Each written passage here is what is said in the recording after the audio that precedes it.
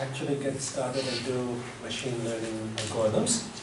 So what we have done over the last 3 days is we talked about a basic general introduction to IoT, and we looked at some of the other technical aspects. For example, what kind of networking requirements do we have for IoT devices, and then we got into security aspects of IoT. And yesterday we were trying to motivate the need for machine learning or artificial intelligence kind of things with applications to IoT. Right? So what we will do today is we'll get into the very basics. Right? We'll start from the basics, and hopefully over the next 2 days we'll build up towards more complex systems. Right? And like I was saying yesterday, that there are a wide range of machine learning techniques. And 2 days is probably not enough to cover everything. So we will just sort of focus on things which we think are useful for IoT. Right? So when we were talking about anomaly detection yesterday, we did talk a little bit about various kinds of machine learning things, very briefly. So we'll first start, we'll probably spend 15, 20 minutes, 30 minutes on talking about what is machine learning, what kind of things are involved in machine learning. We'll take some specific examples of different cases. And then we'll focus most of our time on 2 different things. One, we'll start with the very basics of machine learning, which is called concept learning. If I want to learn something, what does it mean, right? And what's the most fundamental thing that I could do with it? Once we have that, then we will look at another kind of learning technique, which is called decision tree learning. And this is particularly useful, for example, when we are trying to make rules for our intrusion detection system. Right? So I see packets coming in, and I want to see, okay, this is this IP address, this source port number, destination port number, protocol fields. What should I do? Based on the combination of everything that I'm seeing, should I accept, should I reject, is it an attack? That's sort of what we will do in decision tree learning, right? The examples we will do may not be exactly very IoT related, but that's to keep things simple, right? To make the discussion easy to follow. All right, so let's start with machine learning. I don't think it's fundamentally anything new to you, but what it is that this whole area of machine learning sort of relates to, I have a lot of data, or even small data, doesn't matter. I have data that I want to analyze, but automated. Right? The human doesn't have to be involved, or in some cases it has to be involved in some ways, but ideally the machine would know what the data is, what the data means, and how to interpret the data or use the data. Right? That's the idea of machine learning. And if you look at historically how this thing started, so maybe back in the 50s and 60s, what people were trying to do is they were trying to think, okay, how does a brain of an animal or a human, right? How does that brain operate? How does brain process information? Can we do the same using computers? Right? So that's sort of the historical thing, right? So we wanted to process information as biological systems. And tomorrow what we will be doing is we'll be doing neural networks, and then you will see a much more closer relationship between how we want our machines to think, and then how humans or any other animal thinks. Right? And much of this field of machine learning also involves things from statistics and mathematics and so on, statistical modeling, probability theory, and so on. And now it has become central to many different areas in computer science or electrical engineering, applications to many other things. By the way, if you are interested, so this is a free book which is called Bayesian Reasoning and Machine Learning. It's available on the web. The author has been very nice, and he has put everything on the web.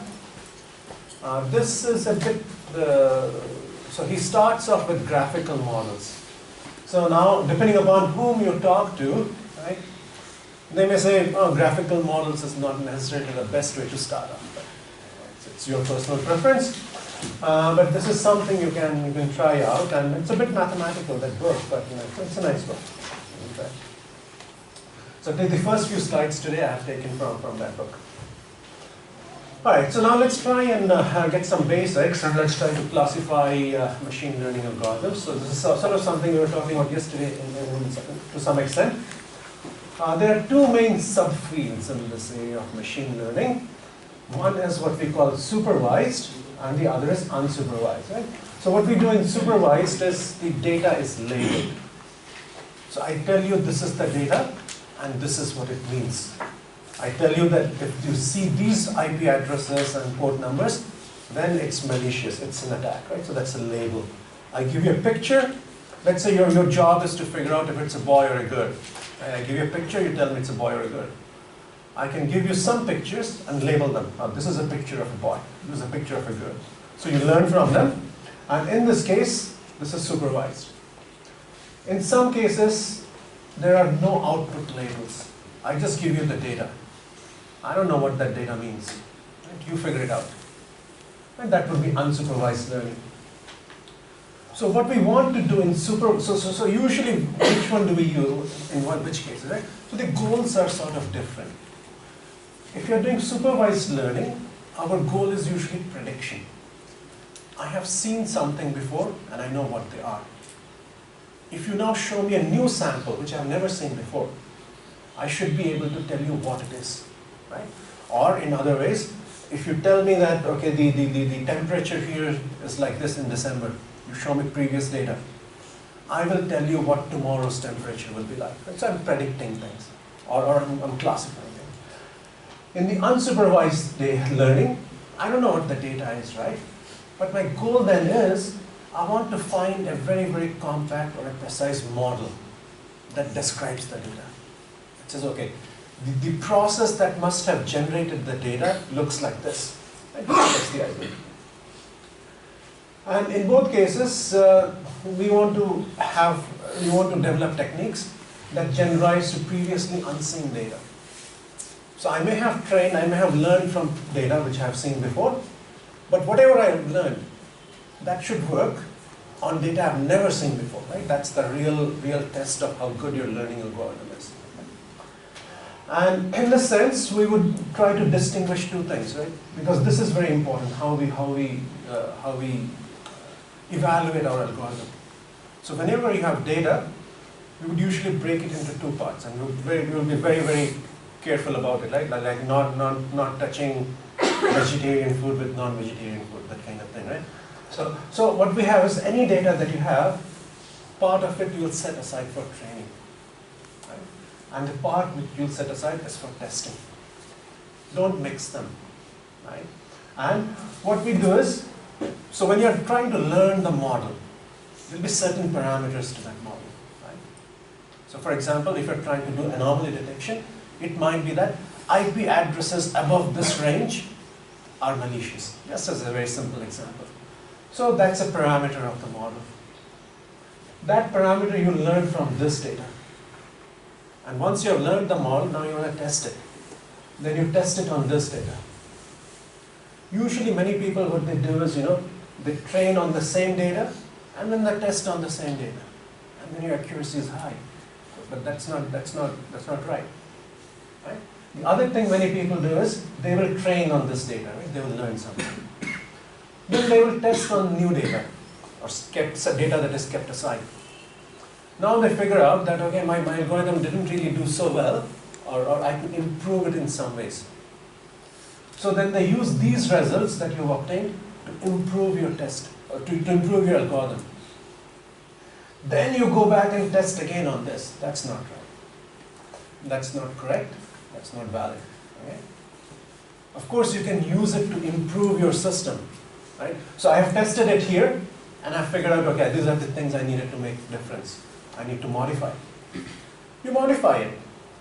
But now if you want to evaluate what's the performance now, you cannot test on this data anymore. You have to get some data which is separate from both of these.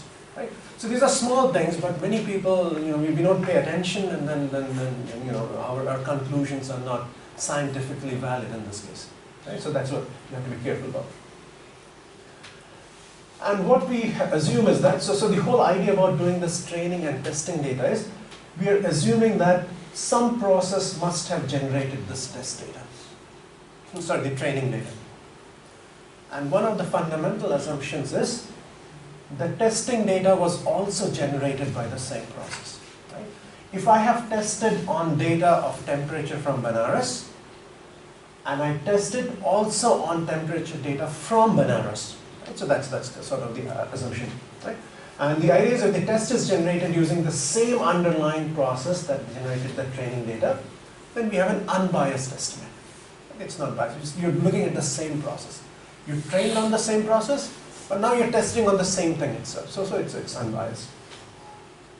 And this is what I was talking about. The test performance should not be used to adjust the model parameters. I mean, you test it, then you report, this is my accuracy or whatever. Now you can go and change. But now those accuracy numbers are not valid anymore. If you want to say what's your new accuracy after your modification, get a new set of data and test there. Okay. So as an example of supervised learning, this is a very fundamental example of supervised learning. Let's say I have a database of face images. Right? So these are some faces of people, and each of these face images I represent by some vector x. That vector x, for example, could be the pixel values here, right, of the images. And also each image will have an output class, and usually will denote it by C or Y or whatever, in this case Y. And my output here is either male or female. So what I have then given you is, let's say I have a database of 10,000 such image class pairs. I have 10,000 images, and for each of those images I also tell you what class it is. Is it male or is it female? Right? And what your job is, right, the job of the machine learning algorithm would be to come up with this function y of x. Right? So that if you give a new image to that function, it will tell you what the class it belongs to. Right? That's the fundamental, very simple goal. I give you some label or training data, you learn some kind of predictor or a model, so when I give you something you have not seen before, you should be able to figure out what's going on. Okay? And this is an example which would be very hard in a traditional programming thing. Right? How do I, so what's the traditional programming, what's the job here? The job here is, I have given you a picture. I give you this picture and I tell you is it a boy or a girl. So if you want to write some code for doing it, how do you distinguish? You need to know something that distinguishes a male face from a female face. And the thing is, it's not simple. We don't know how to do it. Right? What would be a well-described problem then, right? In a traditional thing. So for example, I could ask you to write a program saying, I will give you a number x. Right? Your job is write a program to test if x is prime. Right? I give you that. Now this you can write a program. Why? Because a prime is very, very well defined. It is not divisible by anybody else. Right? So I can write a very simple code. I say I go in a for loop from 1 to n minus 1 and see if it is divisible. Right? We could optimize that. It's an efficient way of doing it. But it's a correct way of doing it. It will give you the right result. And I could do that because a prime is very, very well defined. But when it comes to a face, what am I going to look at? Am I going to look at eyes? Am I going to look at how much hair they have? It's a complicated thing, right? If you tell me that girls have long hair, I could always come up with a counterexample with a boy who has long hair, right? So it doesn't always hold. But in this case, always holds. So very, very, very easy to define what it is. And that's where the whole problem of machine learning really is. That I don't exactly know what's going on. But I somehow want to still learn and be able to do the job. Okay? And that's one. Here in this case, the alternative is to give example faces and their gender labels and hope that the machine will learn on its own. Right? So that's what the machine learning approach is. You give the machine some input data, hope it learns. Right? And this is the formal definition of a supervised learning problem. In the formal definition, what you have is you have a set of input data, x of n, and their labels, y of n. Right? And your job is to find the relationship between x and y, so that if I give you a new input x star, you should be able to predict what the output y star will be accurately. Right? the pair X star, Y star is not here. So you have trained using this set of data, but the data that I'm giving you now, X star, Y star, is not here. So I've not seen it before. So that's again what we were doing pictorially earlier, where we're saying the training data is separate from the testing data. Right? Now, what I want is, I have given you a new pair of data, which is assumed from the same underlying pair. Right? In this case, it's a human face. And we assume that all human faces are generated using the same underlying process of whatever you want to think about it. Whether you're a creationist, right? God created everything, or you're more of a scientific person saying it comes from genes and evolution or whatever. Right? I'm not making any judgment on that. But it's generated by the same underlying process. Now, once we have a learning algorithm or any kind of program to do this, the next job is to figure out how accurate this is. Right? And that's what it's done. In order, you have to have, so what is accurate? The notion of accuracy may be different in different examples. Right? So in this case, in most cases what we do is we usually define a loss function. How to define the loss function? There are many ways of defining. So for example, you could just say, if it's a boy, it's a 0. If it's a girl, it's a 1. Right? You find what did you predict? Find the difference between them. Take the modulus. That could be one distance, right? Or for example, if you're predicting a multi-dimensional feature, it's not just boy-girl, right? So for example, I give you somebody's face, and your job is to predict their height and weight. Right? So now your output y will be a vector of height and weight. So how will I classify the distance? One is take the Euclidean distance from the real height and weight. So that could be a loss function. So there is no single loss function. You define whatever you want, whatever you think makes sense in your case. Right? That's what you do. Or in some cases, you will see they don't say loss, the opposite, utility. Right? So utility is the negative of loss. Same thing. All right. So another way of thinking about it in terms of probability, so for example, when we do Bayesian learning and so on, what we are really doing, so it's the same thing, right? But I want to view it differently. What I'm really doing is, if you want to think about probability, I have been given certain things. What have I been given? The input data, which comes from some population D, let's say. And given this, I'm figuring out what is Y. So essentially what I'm doing is I'm finding the conditional probability. I'm figuring out what is Y given these things, given the input. Right? And in this case, in the supervised case, this is labeled, right? I already know. In the unsupervised case also, I'm doing the same thing. I'm trying to say, okay, what will be X given, what will be Y given some X? It's just that nothing is labeled. So in that case, I figure out in terms of probability. I'll come to that later. And as an example, this is sort of what I was talking about in terms of temperature. So let's say I have given you the past 1 month's worth of stock market prices. And your job is to predict the stock market price for tomorrow. Right? Anyway, if you get into this, right, give up engineering. There's nothing in engineering. Go do this. Join a financial company. You'll work hard, but you'll retire when you are, I don't know, 15 years or something. And actually, this is another thing, right? So many engineers these days go into this. So 2 of my PhD students now work for banks. One works for Price Waterhouse. Sorry, not Price Waterhouse. What is it? Can't remember. Anyway, the other works for Deutsche Bank. Yeah? And why? Because they were good at stochastic processes. And these banks employ them to do these things. So they build models. Let's say, okay, if the stock price was like this, then I expect things to change like this tomorrow. And actually, it's not tomorrow. There's something called high frequency trading.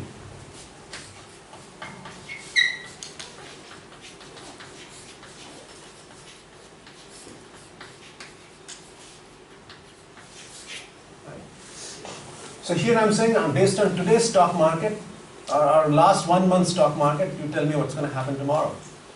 These guys don't work in terms of days, milliseconds. the stock market is right now, the price of this particular stock is at this time is this. What will it be after 10 milliseconds, 15 milliseconds? Right? That's what they're interested in. So in 1 second, they would buy and sell 100 times, 500 times, and so on. Right? So the idea is, in 10 milliseconds, how much does a stock's price change? Not much, right? Cannot change much. But let's say it goes from 1 rupee 50 paisa to 1 rupee this much paisa. Right? It just changed this much. But if I invest $1 billion in it, whatever, rupees, we're talking rupees here, right? If I bought this, then the gain I would, if I bought 10 billion, if I bought 1 billion stocks in this share, after 1 second, what is it? At least 1 million rupees or so, right? I don't have 1 billion rupees, but these banks have, right? So they can do it.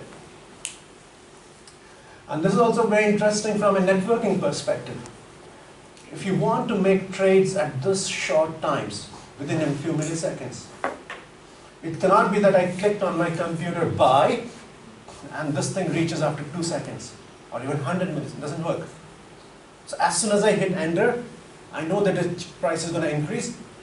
The trade has to be executed at that moment itself, right? So what do I need? As soon as I press, this signal should reach the stock market. So if I'm going to rely on Vodafone or Reliance or Airtel or whoever it is, not going to work. So most of these high volume stock brokering kind of organizations, at least in the US, they have their own optical fibers. It's crazy. Right? From California all the way to New York, they have laid their own optical fibers. So they don't rely on anybody else. With their own dedicated fiber, they can guarantee what the delay or the latency would be. Anyway, I got sidetracked, but you get the idea, right? So this is useful. So machine learning and other things are useful, right? So these days, machine learning is hot, right? So what happens is whenever there's a graduate who says I'm in machine learning or data analytics, the first person to hire them are usually the banks, at least in Singapore, for example. Anyway, right. All right. So now let's get into this a little bit more. So now we are trying to classify things, right? Or we are trying to predict things. So if the output is discrete, so I have given you the input data, and I want to figure the output. So what is the output? In the first example, the output was male or female. That's discrete, right? 2 possibilities. So that is what is called a classification problem. We are not interested in the exact number value, but is it a boy or a girl? Is it an anomaly or not an anomaly? Right? So that's classification. But in this case, when you're talking about tomorrow's stock market, that's a number. Right? So that's a real number, and if the output is continuous, this is called a regression problem. Same concepts will be used in both cases, similar concepts at least, but just the terminology is different. Right? So anything based on temperature or stock markets and so on, it's a regression problem. So usually what happens is this classification problem is a little bit simpler because it's just 2 outputs or 5 outputs, right? Rather than a whole continuous range of outputs. So in many cases what we do is, it's good enough if you just discretize the output and say these are few classes. So for example, why would I want to know the temperature for tomorrow? One reason might be I want to tell all the citizens to, either don't. So let's say the amount of smog outside. Do I really care if the ppm is 150 or 152? As a normal citizen, I want to know, should I stay indoors? Should I go outside?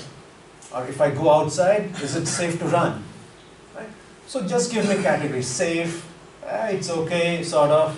It's very good, medium, really bad, or bad and really bad, right? Four categories. So in that case, you may predict something, but just give me classes. I think that's good enough. So that makes life simple sometimes. And in some cases it might be impractical, in which case you just stay with your data.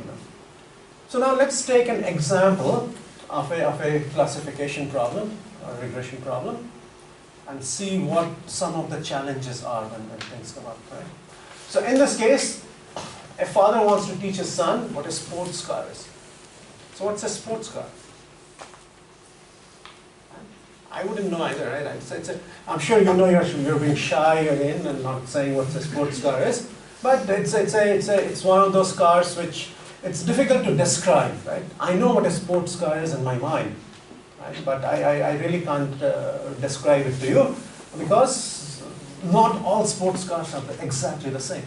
So usually a sports car would look something like this, right? It's usually 2 doors, looks a bit fancy, sleek design, and sometimes it has these things in the back, the aerofoils and so on, and these are sports cars.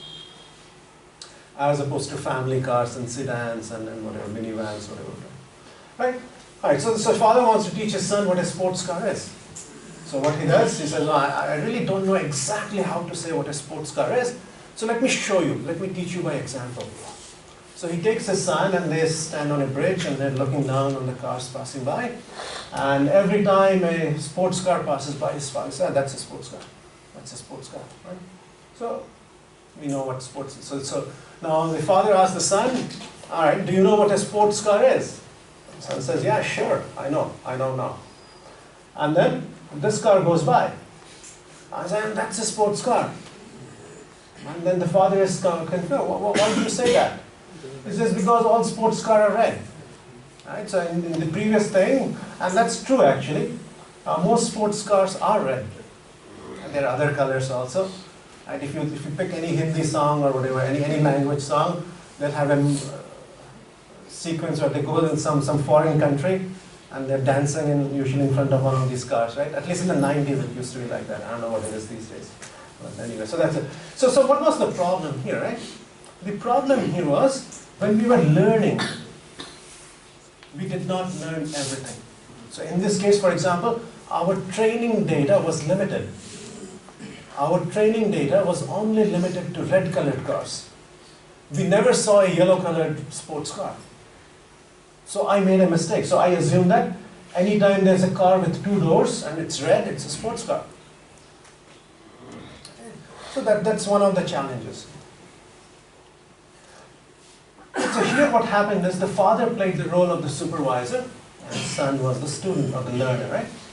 And this is very indicative of what problems we have in machine learning. The main problem is it's not easy to define what it is. If it was possible to define what certain thing is, I could just write code. I didn't have to learn. Right? I would just write code and it will do it. And there's also another thing, right? There's a very big difference between performing well on training data and then in real life what happens when you apply it on test data, right? Performing well on training data doesn't necessarily guarantee you will perform well on test data. And sometimes what happens is we get very, very fixated on saying, I really must do very, very accurate things on training data. Right? Let me try to make my model fit very, very well to this training data. But there's a pitfall to it. It can lead to what is called overfitting. Right? And we'll talk more about that. Right? If you overfit, means you're making your model very, very specific to those things that you observed in the test data. It's not general enough anymore. And that's what happened here, sort of, right? It got overfitted to red-colored cars. And it wasn't general enough to adopt to normal other conditions. Right? And the main thing is, you want to find a rule that will generalize well. Generalize well means, for any data you give me from the population, it will still work well. And that's what I'm trying to do. And if there's insufficient training data, as in this case, we only saw red-colored cars, so we got into trouble. Okay. Now let's talk about unsupervised learning. And that was supervised. So in unsupervised learning, what we have is we just have a set of data, xn. I don't have any yn anymore, which is the label on it. Right? I don't know anything. I just have some data. And what my objective is, I want to find a compact, likely description of this data. Right? So yesterday we were doing this anomaly detection kind of thing where we said, you know, all I do is I observe some things like this.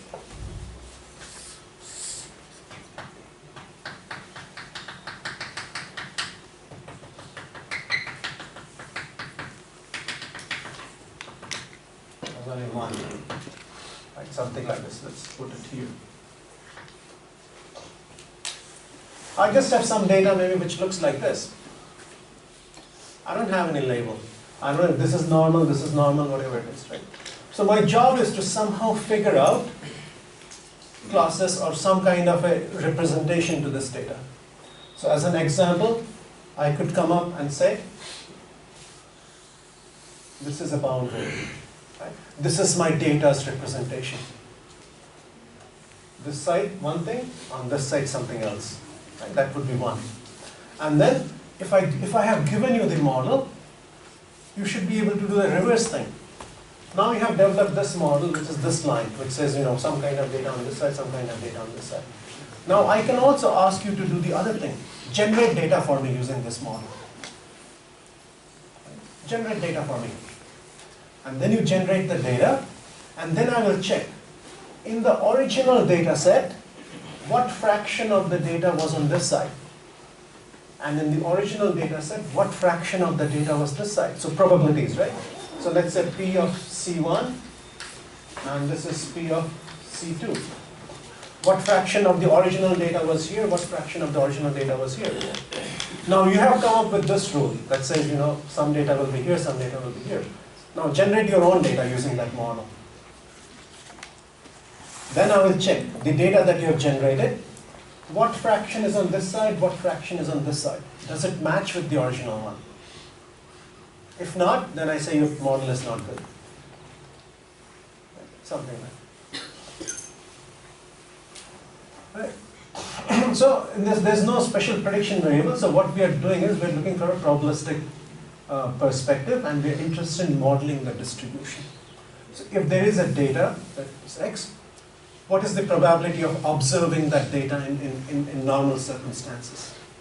If you're observing a temperature of 20 degrees today, in December, what is the actual likelihood of observing a temperature of 20 degrees? And so you want to give me that distribution. That would classify the data. That will say, on a December day, the likelihood of observing temperature between 1 and 5 degrees is this, 5 and 10 degrees is this, and so on. So that would be one representation of the data. And that's sort of what we are trying to come up with in unsupervised learning. Okay. Any questions so far? So in unsupervised, the data can be continuous and discrete as well? Yes. It can be continuous and discrete as well. Expression may hold here also. Yes, it will hold. So what are the basic... Are you done with your thing? Or you, okay, yeah. So what are the basic parameters for tuning the model for the supervised setup? Yeah, we'll come to that when we are learning the actual algorithms. And to be honest, so it depends on what kind. There are many supervised and unsupervised algorithms, and it depends on what kind of algorithm it is. So there is no one answer that does everything. But again, if I had to answer that, it would be, so we have to define that loss function, right? So ultimately, as an engineer or as a scientist, what you need to do is, you say, okay, what are the things that are most affecting my loss function? And then try to go back from there. You see that this particular parameter has a big influence on my loss function. Then you try to minimize that. That's the usual approach. You told that the training data is also temperature in bananas, as well as testing data is the same thing. That's right. So what is the difference? So the training data is temperature in bananas, but it's from January to let's say 1 year data of 2015 or 16, and I'm going to test it on 2017 data, right? So faces of people in this room, I'm going to recognize boy or girl, right? So I will test on this side of the room. Sorry, train on this side of the room and test on this side of the room. It's still faces of people in the room, right? But different faces here, different faces over. Right. So let's take another example of unsupervised. Yeah. Sir, while generating the data, does you need to follow the center limit theorem, or you can directly? No, you don't have to follow center. But central limit theorem will kick in at some point because if you generate one piece of data, that's not representative, right? So you have to generate sufficient, and at some point that will kick in some way. Sometimes people duplicate the data also, but that is redundancy and that. That's not right. One thing it will be fine, but it will also increase your memory consumption, time of execution, and it won't give the testing data which is required. Because it might be the training data will get duplicated. That's correct. So I'm not a fan of duplicating data. Yeah. So in this case, I think duplication of the data is more chance. Now, usually what happens is when you don't have enough training data, then people try to say, okay, I just have 5 samples. That's not good enough for me, I need more. But I don't have more. So what I'll do is I'll take these 5 samples and maybe add some random noise to different components. And then I say, oh, this is my new test data, or some, right? But, that's not really true samples from the population. Right? Alright, so let's take an example of unsupervised. What are we doing? It's 9:10. Alright, so let's take an unsupervised example there. Yeah? So let's say I have a supermarket, and that supermarket has 10,000 products in it. Big supermarket, quite a lot of things. And what I do is, for every customer that goes into that supermarket and buys things, I want to see what they're buying. Right? So in this case, I would have 10,000 rows here. Right, for each of the products. And then for every person that comes in, I would have a column. And for every new person, I would have a new column in this case. Right, I don't have 10,000 rows here, just some, coffee, milk, tea, beer, and so on.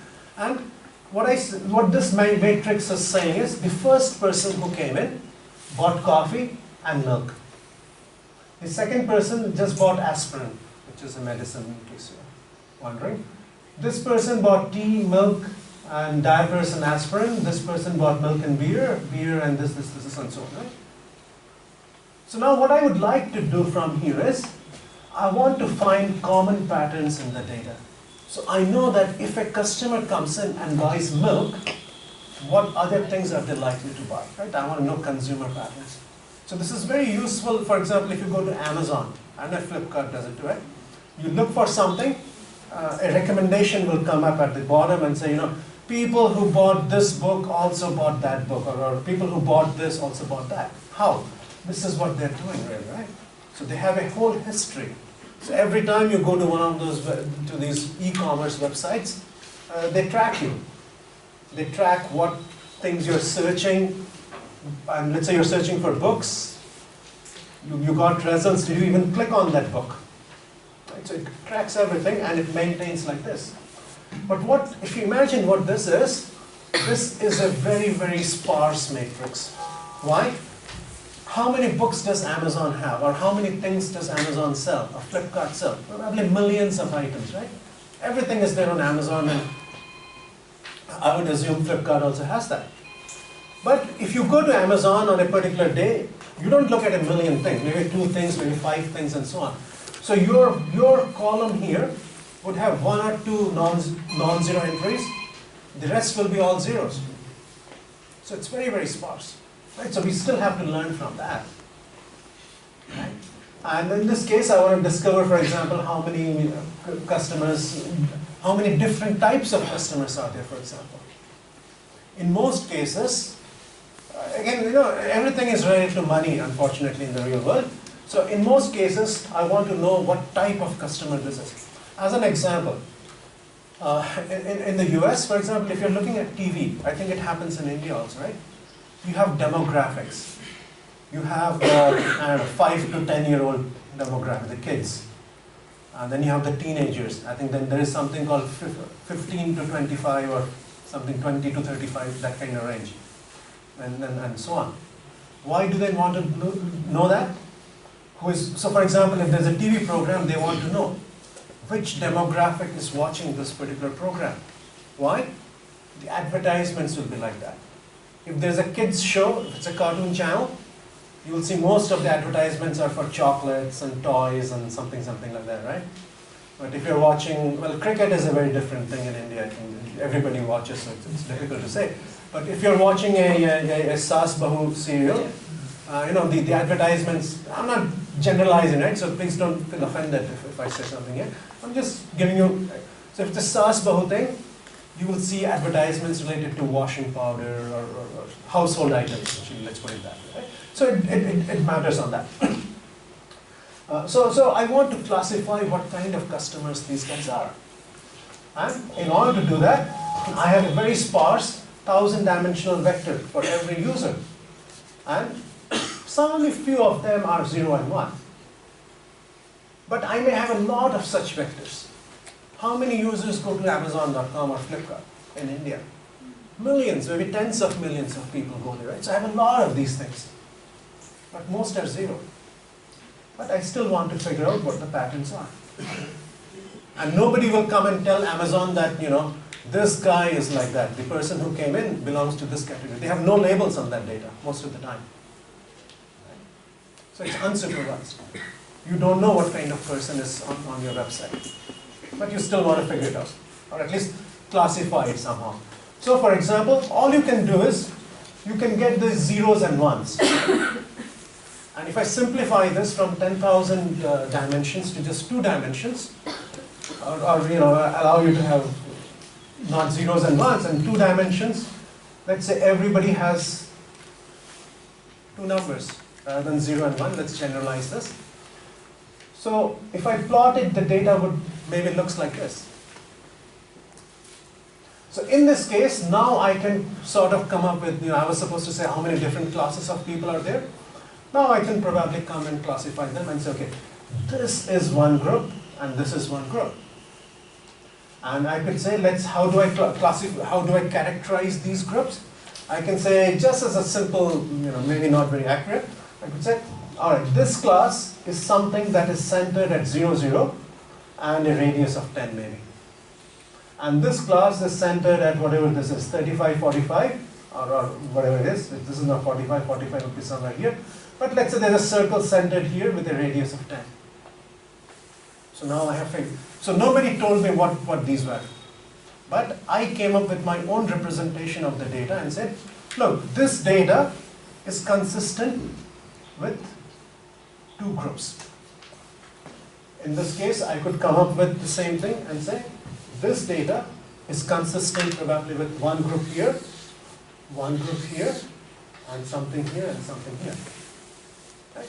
One example of this is called clustering, right? Or k nearest neighbors. We will look at those things later. So this would be one. And the fundamental thing in all of machine learning, whether it's unsupervised, supervised, semi-supervised, is what is called concept learning. So concept is the model behind the data. What is the model or the process governing governing the generation of the data? How is the data being created? That's the concept.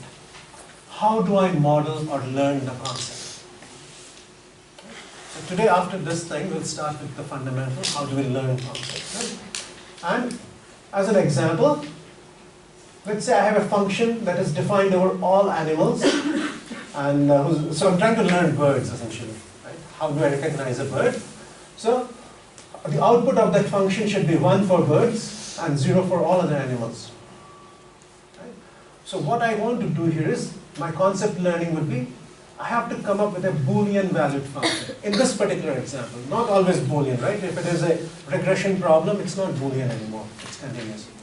So in this case, I want to have a Boolean valued function from the training data, but what it will do is, given the inputs and outputs from the training data, it will give me a 1 when it's a bird and 0 when it's a true, when it's some other animal.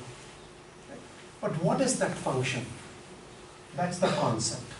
That's what we call a concept. How do we learn this? As an example, let's say I have some training data which says when do people like to play sports? Under what conditions people will go out to play sports? Right? Here, these are my attributes. I may be looking at the sky, and the sky can be either sunny or rainy. Let's say there's no cloud in it.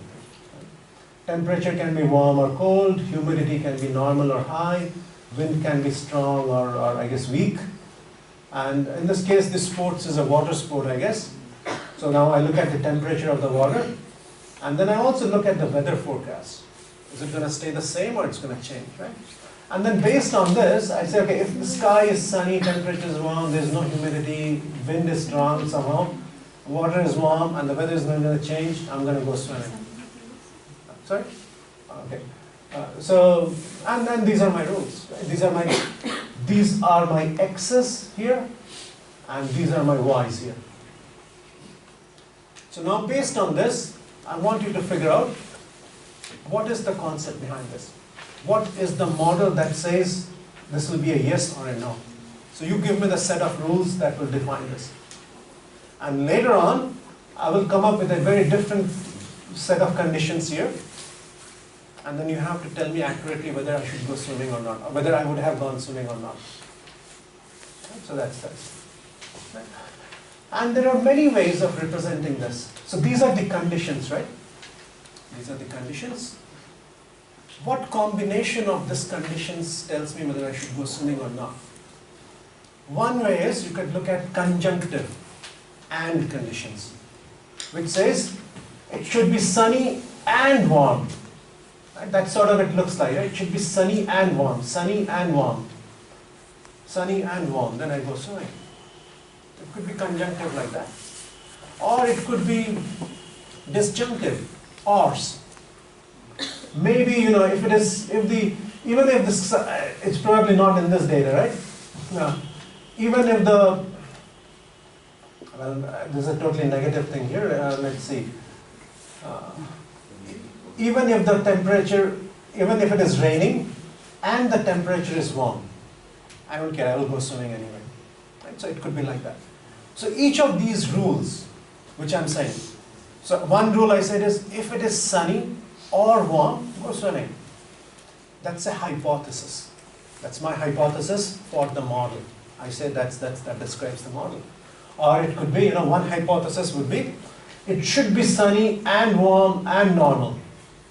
Then you go swimming. So these are all hypotheses. And what we will do is, we will start off with the conjunction of constraints and conditions. We will slowly generalize it. Right?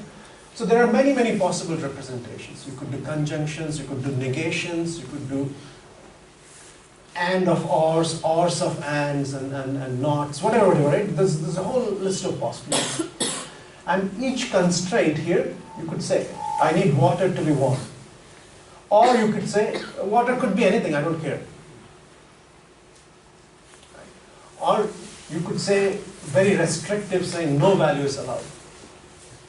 In this case, no matter what the water is, I will not go swimming. Right? That's an extreme example, but it's something you need to consider for your model to be complete. Right? So a specific value, you don't care, or no value allowed. No matter what it is, no swimming for you. Right. So in this case, if I go back here and try to figure out when should I go swimming, let's look at the yes cases. In all the yes cases, I see that the sky was sunny. Right? So I could say the sky should be sunny. What about, what about the temperature? It should be warm. Right? What about the humidity? Sometimes it's normal, sometimes it's high. So there's no specific rule really. What do I do? Right? So humidity, if I put a question mark, it will work. Even if I put air temperature as warm, it would have worked. Even if I put a question mark, it will still work. Right? As far as these things are there, it will satisfy it. Maybe you come up with a new training sample or a test sample where the air temperature is cold and you didn't go swimming. Then this doesn't work, right? But for these set of training data, this is okay. It's okay. And if you look at the wind, in all cases you went swimming, it was strong. So I just put strong here. And I didn't care about the water. So what I'm trying to say here is, this particular rule will satisfy here. All the things. Even the negative one. In the negative one, this was rainy. So the -1 will not satisfy this. Right? So this particular rule, this is a conjunctive rule, which says this and this and this and this and this, then everything is okay. Now this was a very toy example. We just had 4 things and this, so we could do it in class, right? But the question is, how do we do it systematically when these are in the order of 10,000? And the rules are 10 to the power 7, for example, in the previous case. Right? So that's really the challenge. And so this is one specific hypothesis. This hypothesis says, if it is sunny and the wind is strong, then go swimming. You don't have to worry about the rest. It doesn't matter what their values are. So this is one specific hypothesis about my data. I said this models the data. The most general hypothesis, this doesn't fit our data, but this is the most general hypothesis you can think of, is no cares, don't cares. In this case, every day I go swimming, no matter what happens. And the other extreme, the most restrictive hypothesis, or the most specific, restrictive, specific, we use interchangeably. The most specific hypothesis is all nulls. No values are allowed. So in this case, you never go swimming.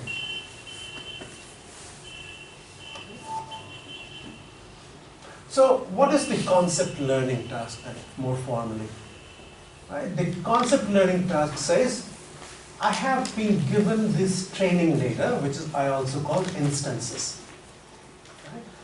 And all of these instances have some attributes. In our case, the attributes were what was the sky like, air temperature, humidity, wind, weather forecast, and water. Right? This is my instances or my input variables. And then I have a hypothesis H. For right now, what we will do is, we will restrict the hypothesis to be conjunctions. That means and conditions. Right? So this, and this, and this, and this, and this, and this. Right? So everything has to be satisfied. In this case, really, I'm just satisfying it should be cold and high. Rest I don't care. Right? But these two should, this is an and.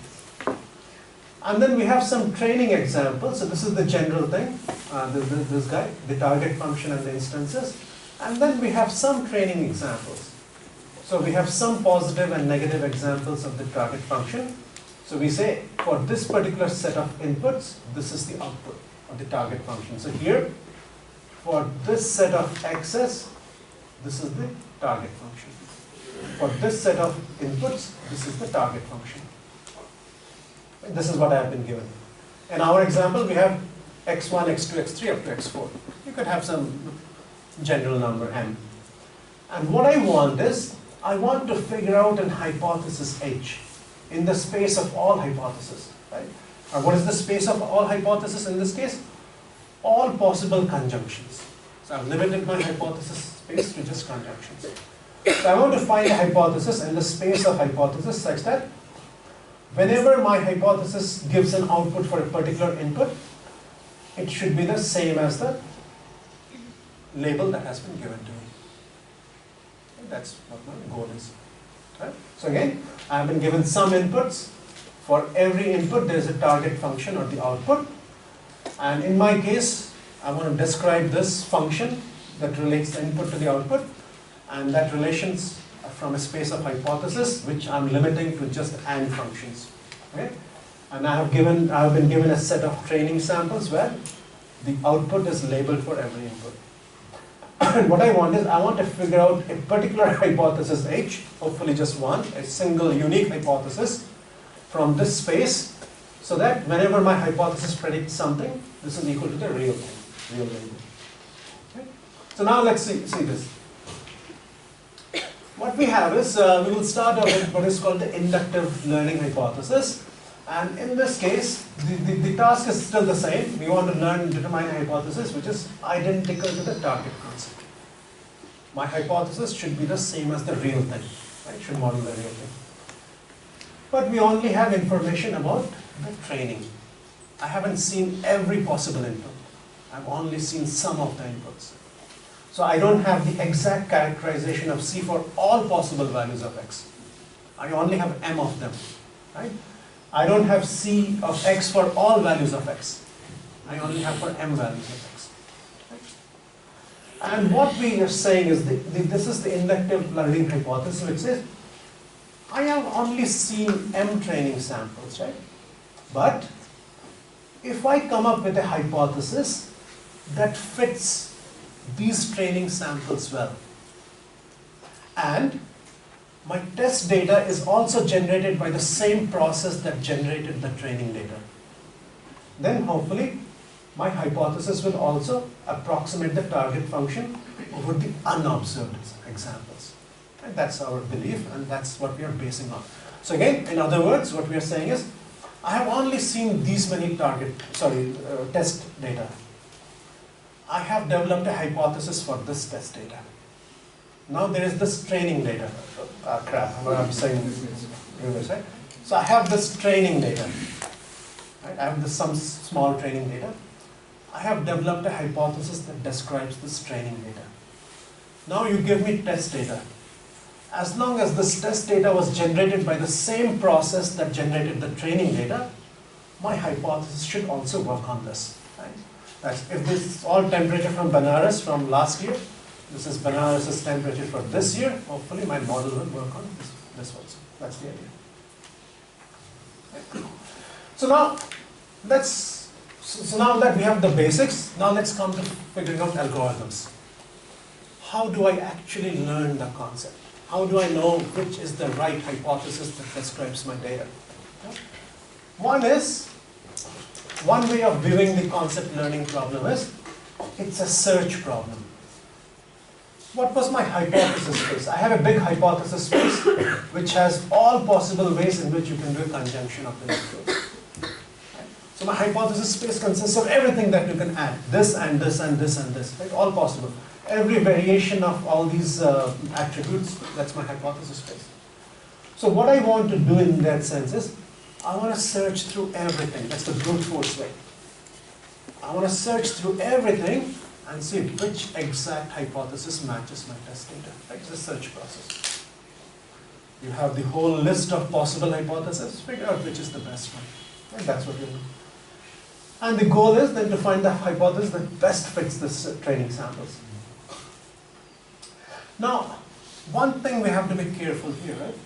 And we sometimes don't think about it, but what we are really doing is we are biasing our system. How did I bias my system here? I biased my system by restricting the space of hypothesis. What did I say? My hypothesis space only consists of conjunctions, only AND conditions. What if the real hypothesis was an OR condition of some things? I don't know at this point, right? I just think that it should have been an AND. It must be an AND. So I'm limiting my hypothesis to search for only ANDs. If the real hypothesis is in this space, I will find it, sure. But if it is not in this space, I won't find it. But by defining my field or space of hypothesis like this, I have indirectly introduced a bias in my method. Right? Alright, so this is what's going on. So by selecting the hypothesis representation, you are implicitly defining the space of all hypotheses. As long as your hypothesis is in here, very good. If not there, you're not going to find the real hypothesis. You'll find some approximate rule, but that won't be the real rule. Right? So what that means, maybe on some of the test data you wouldn't work so well. All right. So now let's see, how many hypotheses are there that I have to search through? This is a simple case, right? And we just have 6 attributes and many of them are binary valued and so on. So let's see. So the attribute sky has 3 values. I don't know what those 3 values were, but probably cloudy, rainy, clear, sunny, cloudy, let's say, right? Clear and sunny are the same thing. Sunny, raining, and something cloudy, let's say, right? So the sky has 3 values, and other ones, air temperature, humidity, wind, water, and forecast, all have 2 possible values. Right? So now you can say, okay, how many different instances would be there in my instance X? So you can see that, where it goes. Sky has 3 values, all the others have 2 values. So the number of different distinct instances, right, the input vectors that you're getting could be 96. That's all. There are 96 different X's. We only saw 4 of them. We didn't see the remaining 92. That's fine. That's my instances or my input vectors that are possible. Now let's worry about the hypothesis, the set of hypotheses that we have to search through in this case. Now, how many possible hypotheses are there? Let's look at sky. Sky has 3 possible values, right? We're done. Cloudy, sunny, and raining. Okay? 3 values. But we also allow 2 things, right? We allow a don't care condition, and we also allow a null condition, none of the values. So when I'm thinking about hypothesis, there are 5 possibilities for sky. Cloudy, sunny, raining, null, don't care. Right? So when I want to describe my hypothesis, so for example, if you look at this hypothesis here, it's not just limited to sunny and raining and cloudy. I could have given a null, I can give a question mark. So if you look at the hypothesis space, this is 3 plus 2, this will be 2 plus 2, everything will be added with 2 extra ones, right? So there are a number of 5 into this, which comes out to 5,120 syntactically distinct hypotheses. Syntactically means grammar-wise. Right? They have different values in them. But if you think about semantically, what's the meaning of that? There are fewer of those. Because anytime you put a null in there, it means the same thing. No matter where you put the null. Right? Whether you put a null in the first place or in this place, it just means you're not going to go swimming. So meaning-wise, there is not much. It just says you don't allow a particular value or more than one values. So in terms of semantically distinct hypothesis, you have one which takes care of the null values. And the others are here, question marks and these values. They can all lead to different outcomes. But if you put a null, the outcome is no. Right? So the number of semantically distinct hypotheses is 4 times 3 times 3, which comes out to be 907, plus 1 for the case, all the cases where you have a null. So really what you need to do is you have to look through all of these to figure out which one is the correct hypothesis. And you may think that 973 is, no, I have a bottle here, thanks. 973 is not much. Sure, it's not much, but this is a toy example. In real life, that if you put this as 10 to the power of 7, and 10,000 different possibilities, 10,000 different items you're storing, and if you're Amazon, you're storing much, much more probably, and then it becomes very difficult. Questions? All right. So now let's define a search problem. Let's try and develop different. How are we doing on time? In 5 minutes we go. So should we go now or? Yeah, then let's take a break. I think it's better because we won't finish it in 5 minutes. So it's roughly what? 37. So we'll come back at 9:47.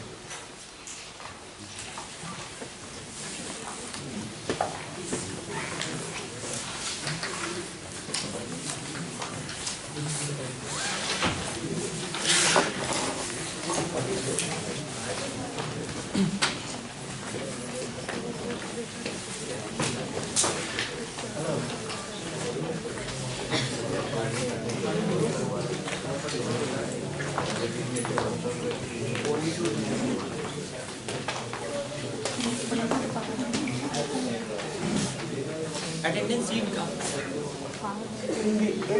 in some of those cases, what we have to be careful about that. Sometimes we say that all outcomes are equally likely. So then, it's not exactly unsupervised. You have assumed something about